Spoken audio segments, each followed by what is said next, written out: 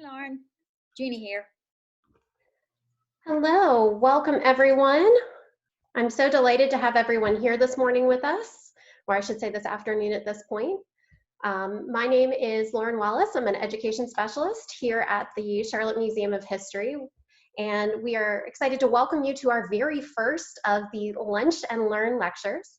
Now, this is our first time using Zoom as our platform, so we do hope that you will work with us a little bit here as we kind of work through some of the technology. We're just so excited to be able to bring the museum to you today as part of our Museum from Home, and I'm delighted to have a number of speakers with us. What we're going to ask is that you treat this kind of like you would a lecture that was in person. So make sure that your microphones are muted.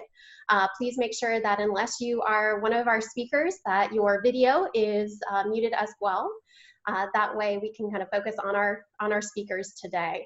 Now, it gives me such great pleasure to introduce the first of our speakers today. He's actually the Dean of the College's Arts and Letters. He is the Acting Dean of the College of Science, Technology, Engineering, and Mathematics, the James B. Duke Distinguished Associate Professor of History, and probably most important to us here at the museum, he's actually the Chairman of our Board of Trustees. So this is Dr. Brian Madison Jones. Thank you so much for agreeing to join us for the first of these. Thanks, Lauren, for all of your work on this. I would also note that I'm currently captain homeschool and struggling mightily to instruct my 8-year-old and 5-year-old. At this moment, they are currently learning nothing at this moment, but we're gonna fight that through. So, but Lauren, thanks to you and to Adrian, the entire staff of the museum for putting these together. I'm very glad to welcome our primary guest today. I'm the host, so to speak, the game show host, if you will. And I want to welcome Professor Mark Wilson of the University of North Carolina at Charlotte. Dr. Wilson agreed to talk with us today a bit about mobilization, about morale and spirit in the United States. He is an expert on these areas. He has graduate degrees from the University of Chicago, including a PhD in history in 2002. And he's the author of 2 significant works on this subject, including The Business of Civil War Military Mobilization and the State, 1861 to 1865, published by the Johns Hopkins University Press, and the award-winning Destructive Creation, American Business and the Winning of World War II, from the University of Pennsylvania Press of 2016.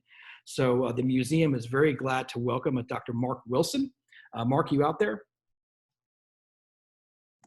I'm here, Brian, and I'm going to unmute. Can you hear me? Yes, we can. Terrific. Terrific. Thanks so much, Mark, again for joining us. We appreciate your time, and we're glad to get some expertise. So we're going to start with the most difficult question first. Can you talk about, from a historian's perspective, what national mobilization means as a historian within the American context? Brian and Lauren, thanks for having me. It's a pleasure to be here, and thanks to everyone who's listening on Zoom. So when I think of national mobilization as a historian, I think of kind of large-scale, urgent efforts to respond to a crisis. And I think of events like the Civil War or the World Wars.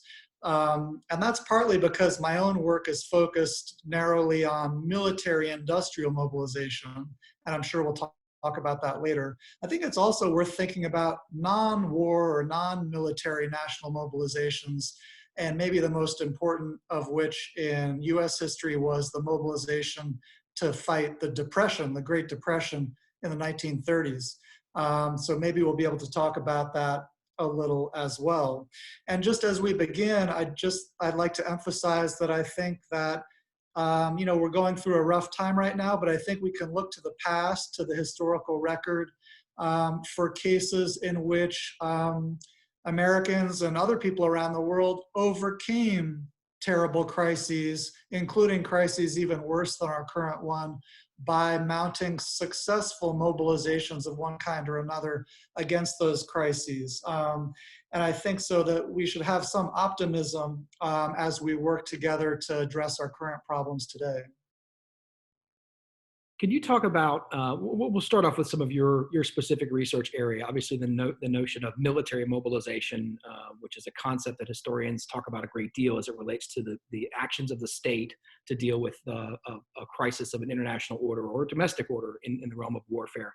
talk a bit about American mobilization and the Civil War. And I know this is a huge topic. You got 2 whole books on this, so you'll have to be quick. But on the Civil War on one hand, and then World War II on the other, what did mobilization mean for the United States within those 2 contexts? And is there anything that was instructive for us today? Yeah, well, I'll start a little bit with the Civil War because I've been thinking about that in recent weeks as I've observed our current efforts to respond to crisis. There's actually, I think, a lot of parallels to what's happening in early 2020 to what happened in 1861. And so in 1861, the various states and, on the one hand, the Union, on the other hand, the Confederacy and the various states within them, they were scrambling to raise enough manpower, if you will, right? Enough soldiers, but also enough materiel, equipment, rifles, horses, and uniforms.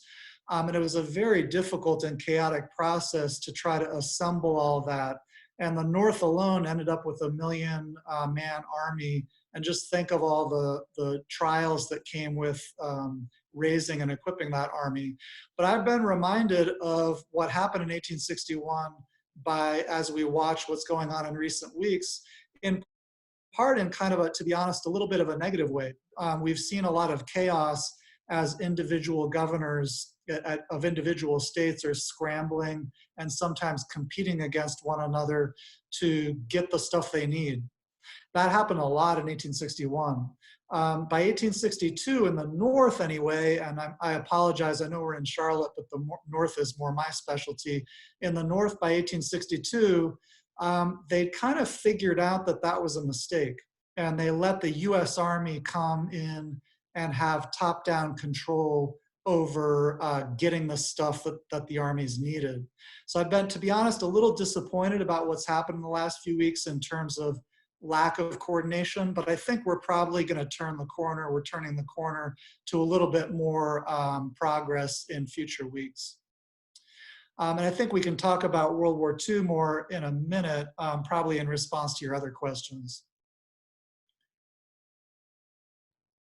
Yeah, the role of the state, and in the case of the Civil War, we're talking about literally the state itself, of course, the states of the Union versus the federal government. Our conceptions of federal power were very different in 1861. In fact, of course, that's in large measure what brought about the conflict itself. But those conceptions of the role of the state and the role of the federal government in a mobilization effort is, I think, something that you could probably speak to a bit about. And as you do, I'd like you also to comment a bit about the role of the private sector, both during the Depression era and before World War I, and during World War II and beyond, and how that plays into a sort of mobilization efforts from an industrial standpoint, whether it's material or manpower. Yeah, absolutely. And here I might try to just share a few slides, if I can, just with the technology, and see if we can see something other than my face. Can you see anything there? Just make sure, Mark, what you're seeing on your screen is what we will see. So when you're sharing screen, that's how that looks. So can you all see a slide with Camp Green soldiers or not? Not yet. Not yet. All right, that didn't really work. Let's see. Let's try it one more time. If it doesn't work, it's no big deal. But no problem. There you go. How about now? Yeah, just make that slide big, and there you go. Is that working? Yes, it is. Instead of looking at my face, it might be more fun to look at some images as we talk. So one thing that clearly is happening by the 20th century is there, as Brian's suggesting, there's a little bit more of a recognition of the need for central state power and the national states growing. And we have a good case of that here, where we experienced in Charlotte over 100 years ago, when the US Army, the federal government, built a giant training camp here to mobilize manpower for World War I. But I wanted to talk a little bit more about some things that happened just a little bit later in my own specialties on World War II. Before we get to World War II, I'll suggest that, as some of you know, the federal government was taking on a much bigger role in the economy in the 1930s in response to the Great Depression.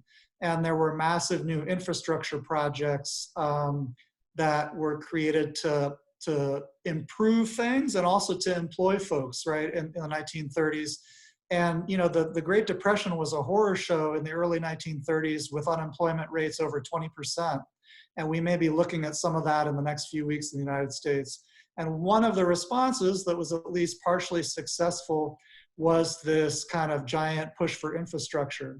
And Brian, you mentioned the importance of a combination of public and private actors. And that happened a lot in the Great Depression, where you had big new public agencies like the Works Progress Administration, other kind of big builders, but they also worked with private companies like big construction contractors to build roads and sewers and airports and power plants. And that was a successful public-private partnership, if you will. And I emphasize in my own work on World War II, I've emphasized the importance of how that continued in World War II. And so here, I think it's important to think about not just the importance of private entrepreneurs, but in some cases, the key role played by public actors and public financing and public absorption of risk. So in World War II, when people needed desperately to ramp up the production of tanks or aircraft or ships, the government stepped in to absorb a lot of that risk by investing in new plant, by paying for the new plant, by paying for the costs of contractors, but they also partnered with the private sector and good capabilities in the private sector. What you're seeing on screen is a tank factory that the American government paid for, but they got Chrysler, a very talented private company with experience in mass production of vehicles. They got Chrysler to come in and run the tank. And in my own work, I've emphasized the importance of not forgetting about the public role, but also not forgetting about the importance of kind of public-private partnerships and enlisting the talents of private industry. Mark, can you talk a bit about the public role, as you described it, the extent to which public morale, public support, public understanding, sort of the aspects of government which helps the people understand what's going on at a time like this, whether it's the Depression or whether it's World War II, how that contributes to the mobilization effort and to what extent governments have taken on that role successfully or not successfully to explain to the public the need for this kind of activity. Yeah, and here I think that it's certainly the case that in the world wars, there was a lot of government communication with the public. And there was also, again, here there were private-public partnerships where the private sector was also doing this, the private media and Hollywood and so forth. But there were pretty vigorous, what you might call public relations or even propaganda campaigns, not just in the kind of negative sense of propaganda in terms of hyper-nationalistic propaganda, but also in terms of kind of projecting public conversation about shared sacrifice and the contributions that could be made by all. If you can see the screen now, I've reproduced some images, famous images of Rosie the Riveter. This was a case where by 1942, as you know, there were millions of people going overseas to serve in the theaters of war, and women were increasingly relied upon, even in kind of heavy industry, to fill those jobs. This was just one, the effort to kind of make that happen and to create some kind of positive messaging on the home front was a kind of a big deal, and the Treasury Department and other parts of the government spent a lot of time doing that. They had a massive, of course, war bond sales drives in both world wars, and that was kind of part and parcel of a big public relations effort to encourage all Americans to kind of contribute and participate to the war effort. So I think there were some drawbacks of some of that, but overall the government did have a role along with the private sector in kind of projecting a positive message for the home front. And how would you characterize the sort of the political atmosphere of mobilization, from, whether it's Democrats or Republicans, or whether it's, well, Democrats and Republicans, I guess, in both eras? They're just different kinds in each case. How would you characterize the political motivation and atmosphere or climate of mobilization? What is partisanship, for lack of a better term, look like during mobilization efforts of the past? Yeah, I think that's a really important question, and it'll be interesting to see how it plays out in the coming weeks. Of course, we happen to be in a big presidential election year this year.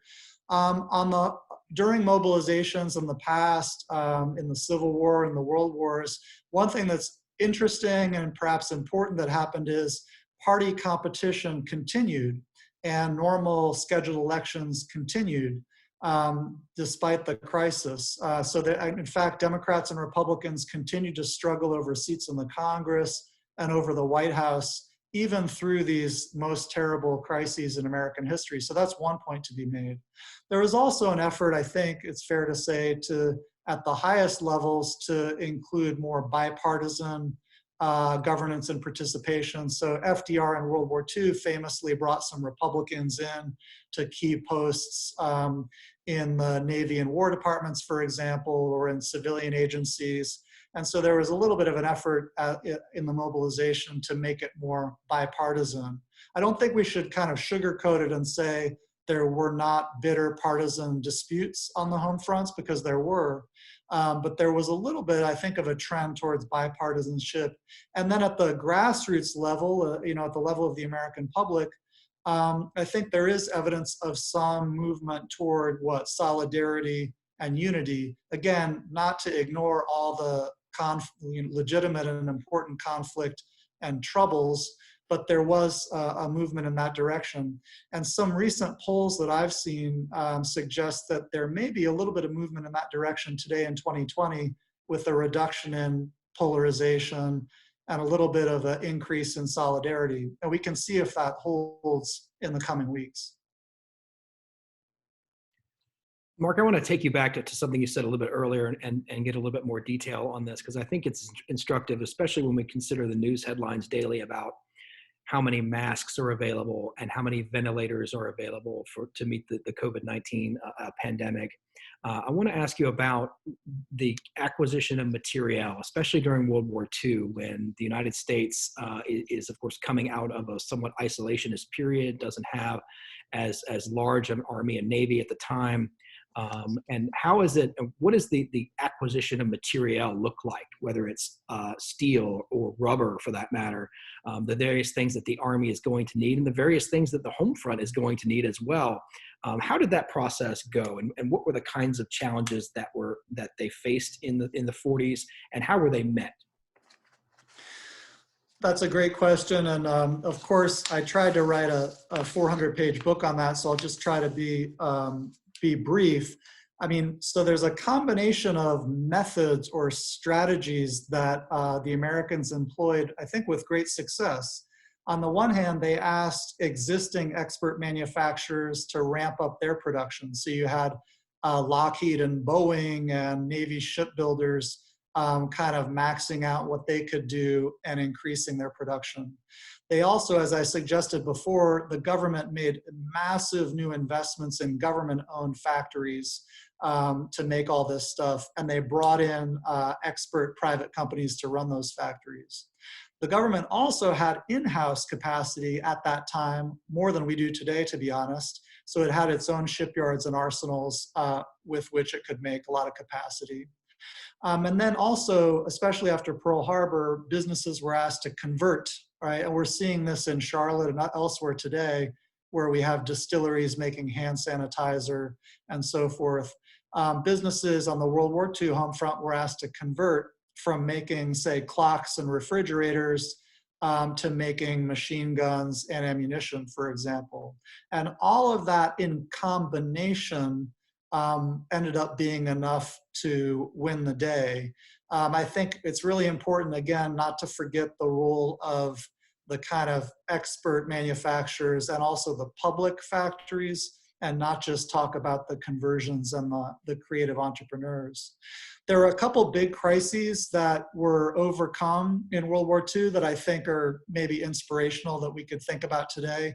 One I've been thinking about a lot recently is as you know, Brian, there was a big crisis of shipping across the Atlantic because the German U-boats were so successful in the weeks after Pearl Harbor in just sinking so many ships. And the curve was really in the wrong direction. So the U-boats were sinking more ships than the Allies could send across the Atlantic. And the supply of ships was really dwindling. It was a terrible, terrible crisis in early 42. But the Allies overcame that with a combination of methods. First of all, in these big new government-owned shipyards, they started to turn out ships every few weeks instead of taking months and months to build them. They also, the military forces figured out better ways to attack the U-boats using aircraft and sonar and radar and things like that. So there was an effort there as well. And the upshot was by the end of 42, the Allies were able to turn the tide and they got the curve bending in the other direction, if you will. And they were able to kind of overwhelm the Axis with tons of shipping and sinking a lot of U-boats. Another big crisis that happened in World War II that the Americans barely were able to overcome was the rubber crisis. Because when Japan advanced in early 42 and took over much of the Pacific, the Americans lost their supply of natural rubber coming from Indonesia. And they needed that rubber for the tires for army trucks and aircraft and everything else in order to win the war. So there was a giant, fast crash effort to build a domestic synthetic rubber program using petrochemicals and using alcohol from distilleries and so forth. And they did it. Within a matter of months, they were able to create tons of giant new plants, and they enlisted oil companies and chemical companies and others to run those plants. And they were able to create enough synthetic rubber to meet their needs.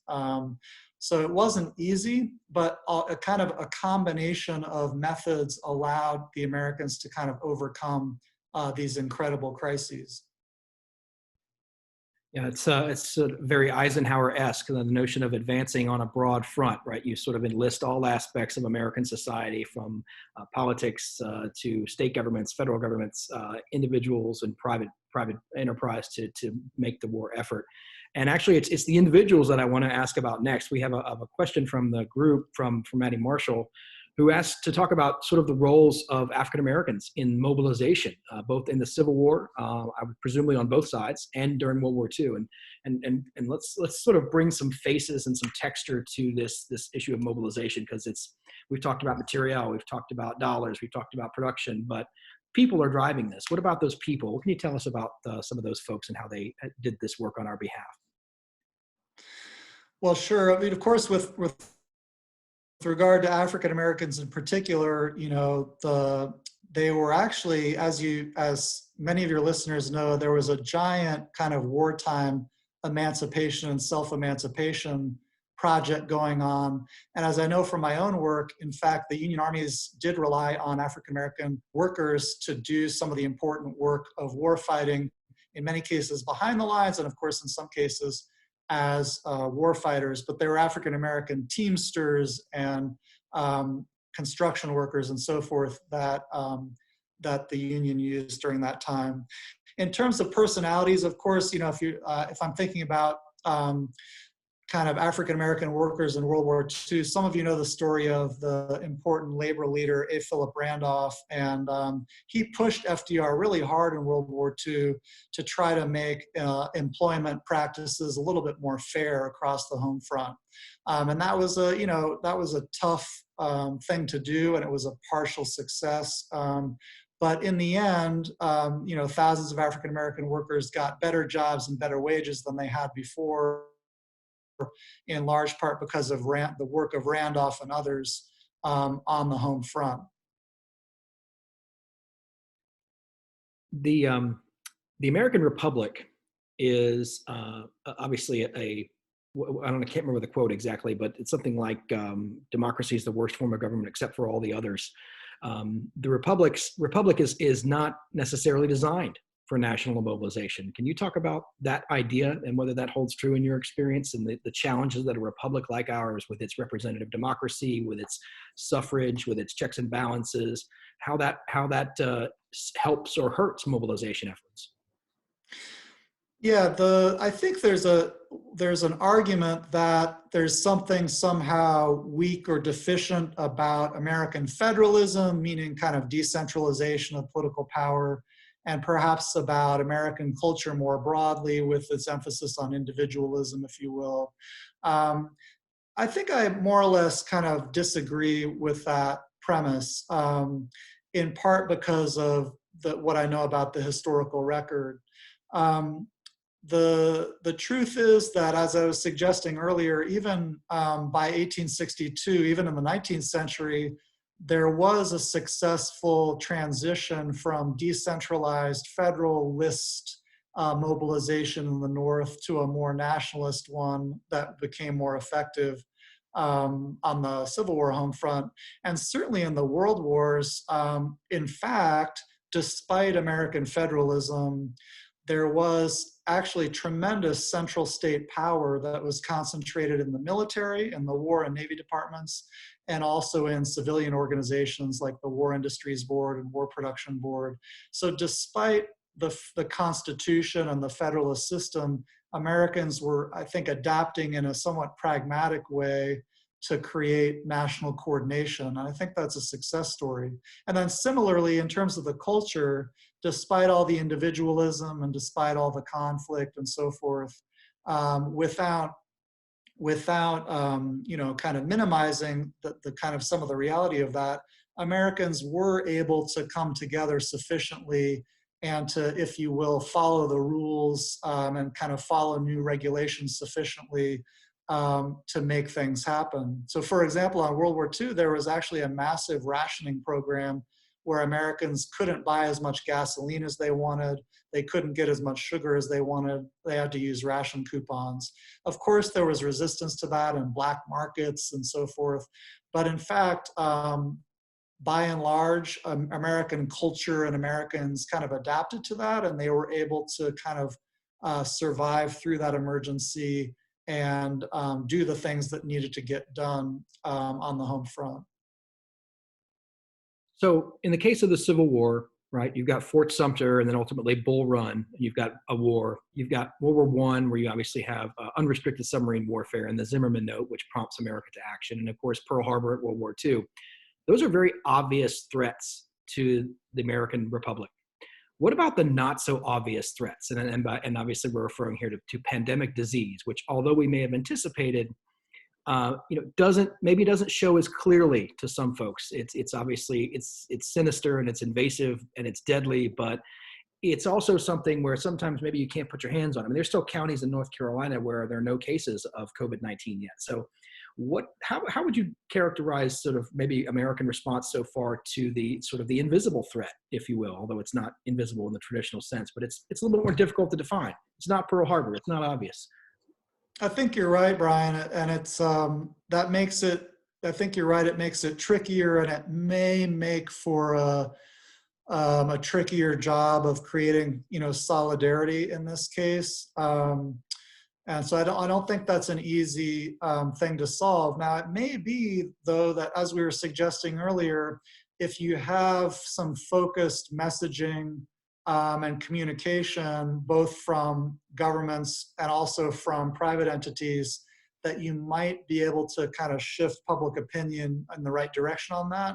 But I agree with you, that's a bit of a challenge. I mean, the public health mobilization is kind of it's a tricky one. I think, I'm not an expert on this, but it is true that there were public health crises in the past. Even in the 19th century, there was, yellow fever and cholera issues and things like that. And Americans had to kind of come together and figure out solutions to that. In some cases, it might just be building modern sewer systems, right? And so you needed to kind of raise money for that and get people on board with participating in that and building that out. And I think similarly today, it's probably not easy and it may take a long time, but I think we're probably capable with the right kind of messaging to overcome some of those problems. Excellent. I personally have greatly enjoyed this conversation here. I'm also really enjoying the conversation that the two of you as these experts are having. I know we have some questions from the audience that people were interested in asking. So I just wanted to take one quick moment to interrupt you. For people who are not necessarily familiar with Zoom software, what you want to do is you want to go kind of hover your cursor down at the bottom. You're going to see something that says says chat. It's basically a little speech bubble. And you can type your responses in there, and Brian and I will make sure that Mark gets a chance to answer those questions for you. And in fact, thank you, I already got one. This is from Cindy. She wants to know, what would a message to the public look like for these times of mobilization that you're talking about? Well, here, I think you, Brian, and the audience are probably just as, and you, Lauren, you're just as well qualified to answer that as I am. Because I'm so obsessed with acquisition and things like that, I think there could be some stronger messaging about the need for some more national coordination of some of these efforts. I'll just take the opportunity to suggest here that I think there's also an opportunity in this crisis for all of us to work together to create responses that go beyond the kind of emergency relief responses and look to the future. And I'm putting up a new slide on the GI Bill, which is just one example of a past effort to do that, right? Some of you know that the GI Bill from World War II, it offered some kind of emergency unemployment relief, but it was also kind of investing in human capital for the longer run with massive assistance for education and housing and other things. I think there's an interesting opportunity here to not only in the political messaging, but also in the lawmaking and politics of our moment, to think about ways in which we can maybe reform our politics and economy in positive ways that will really benefit young folks. Like Brian, I have kids at home. I'm most interested in this crisis in making sure that their generation has a good future, right? I mean, for us, it's fine. We've had good lives and so forth, right? But we need to kind of maybe rebuild and reform in ways that make positive changes for the next generation. Yeah, and I would add to that, because my area sort of is after the war into the Cold War and the Eisenhower era and beyond. And I think the messaging here to respond directly to Cindy's question is really about sort of the long national struggle. I mean, this pandemic, looks to go on for, we don't know how many more weeks or months in terms of the high water mark, but the threat will continue to be there. And as a nation, everybody in the Republic and both its citizenry and its political officers and its government needs to prepare sort of the messaging about, this is a long struggle. This is not going to be over immediately. There will be sacrifice. There will be things you'll be asked to do which are both uncomfortable and perhaps you might consider them to be unconstitutional, right? But we assure you that the idea here is not to invade people's rights, but rather to create a mechanism by which all of us can be safer. And so I think the messaging on this has got to be more akin to the Cold War messaging that we saw, which was really about sacrifice, about the long pull and the long struggle that's in front of us, about what it is that you as a citizen can continue to do on this front, but also what your officials can do, as Mark suggested, in the realm of policy that can also contribute to sort of a greater future. And I think that's where I would go if I were in charge. I'm not asked to do that these days. I got my hands full as it is, but the truth is that this kind of struggle is new in the recent experience, but it is not new worldwide, and we have to expect you have to expect some bad things, not just now, but down the road, and the government has to be prepared to take action more quickly on behalf of all of its citizens, and to explain to everyone in a clear way what kinds of things are being asked of you. I think the sort of social distancing ads, I think the efforts by media companies and all kinds of companies really to pitch in and make efforts are extremely important and very heartwarming. And I think it's a testament to the sort of general spirit of Americans broadly when they can come together in the times of great challenge to meet those challenges together and seek solutions which are both consistent with our values, and which will promise success down the road. So I think there's a lot of messaging along those lines that compares to the Cold War. I know on our museum social pages, we've been sharing a lot of things that have been made available. Thank you to the public library, the Charlotte-Mecklenburg Public Library. They have access to a number of Charlotte Observer newspapers. And so we've been seeing a lot of things coming out of the 1918 flu pandemic. Speaking to exactly what you guys have just spoken of, this idea of people coming together, communities, and the like. And I think that's really what the museum is all about here, as well as being here for the community. And so I want to give people another second to ask any questions. Again, remember, just hover your cursor down at the bottom in the chat. It looks like a little speech bubble. Just click that and you can definitely ask a question. All right, so this actually comes from Adria. The alphabet agencies of the New Deal created art, architecture, and public works that are still serving the public today. Any thoughts on what a new New Deal would look like? Wow, that's great. And it takes me back to my college undergrad thesis where I wrote about the so-called Federal Writers Project. So as the question suggests, you know, the New Dealers, they created special agencies to employ artists and sculptors and actors and writers and so forth. And you can still see some of the murals that they produced in post offices and things around the world, around the country. So I think that you're right. There's an opportunity. Again, this is part of what I'm suggesting in this slide. There's perhaps an opportunity to create positive, useful investments in our future as we try to grapple with at least short-term levels of high unemployment. To be honest, one thing that I've become interested in the last few years, in part because it's been seeking me out a little bit, is this movement towards thinking about a so-called Green New Deal. And there could be opportunities in the future months if we're looking for ways to make good public investments and employ people. There may be ways we could do a little bit more to make a more rapid transition to green energy and other infrastructure projects that might alleviate our climate crisis. And again, here I'm thinking about future generations. So if it were up to me, and of course it's not up to Lauren and Brian and me, but we might think about making these kind of future-oriented 21st century New Deal projects.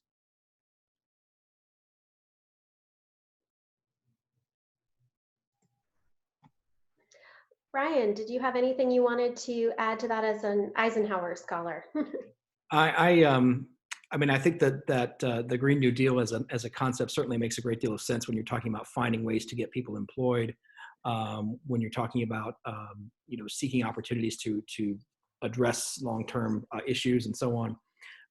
But you know, I would argue also that part of what is necessary going forward is ultimately about you know, finding ways to tap into Americans' sort of civic values and civic virtues, and this is something that we talk about a lot at the museum, where that's where we want to be in the historical space in Charlotte and beyond, is a place where we can help provide context for America's civic duty, and it doesn't always sound right to say in the midst of a pandemic, do your civic duty, but that's really what folks are being asked to do these days. And so it may not be a jobs program just yet, it may not be large-scale infrastructure, it may not be a stimulus package and so on, but there are things that every individual citizen can do that ultimately serve the greater good. And that's what's being asked really in all of these circumstances, is the extent to which individuals, whether through their own effort and their own initiative or through their tax dollars and their representation, can do things on behalf of each other. And so, and that I think is critical to all the aspects of meeting this particular challenge. And I would think Mark would agree that was in large measure what helped us meet previous challenges, is a sense of shared purpose, a sense of shared threat, to be sure, but a sense of shared values and what it is that America means, and the ways in which we can take on just about any challenge that currently presents. Yeah, Brian, I agree 100%. Very well said. And I think, you know, again, as you suggested, we're probably in for some more tough times and crises ahead, but there would seem to be an opportunity here, you might agree, to maybe overcome some of our recent movement in the direction of disunity and polarization, maybe in the direction of shared sacrifice and solidarity. And so I think we can all try to work for that goal. Hey, Mark, we did have one more question, which I've read, and I'm gonna kick this over to you. It talks about the growing levels of debt that are piling up in small business and individuals right now, and whether that's their student loan debts or their rents that are still due. And obviously, folks are losing jobs. We're up to 10% unemployment. Are there any sort of examples outside of the GI Bill in which government has sort of intervened in crisis moments to take on debt or other challenges related to both small business and individuals? Is there any sort of patterns that we can cite outside of the GI Bill where the government was directly interjecting itself in this way? I'd have to think a little bit more about that. I mean, as some of you know, there was a kind of a big bailout agency in the Great Depression, which was the Reconstruction Finance Corporation. For the most part, it was bailing out larger entities like railroads and banks, but I think it did reach into kind of mid-sized companies with guaranteed government loans and so forth. And there is a Small Business Administration which is set up to do some of that, which has operated for some decades now. There's also, to be honest, there's another kind of indirect way to address that is through inflation. In theory, a little bit of extra inflation would help debtors. Of course, it hurts creditors a little bit. And inflation was actually a big part of a lot of these these war mobilizations that we talked about in the past. Certainly in the South, in the Civil War, there was hyperinflation, and the North had inflation, and the World Wars, we had inflation. One of the effects of that, maybe ironically, is it could actually help debtors, and you could see a little bit of an effect towards economic compression in part because of that.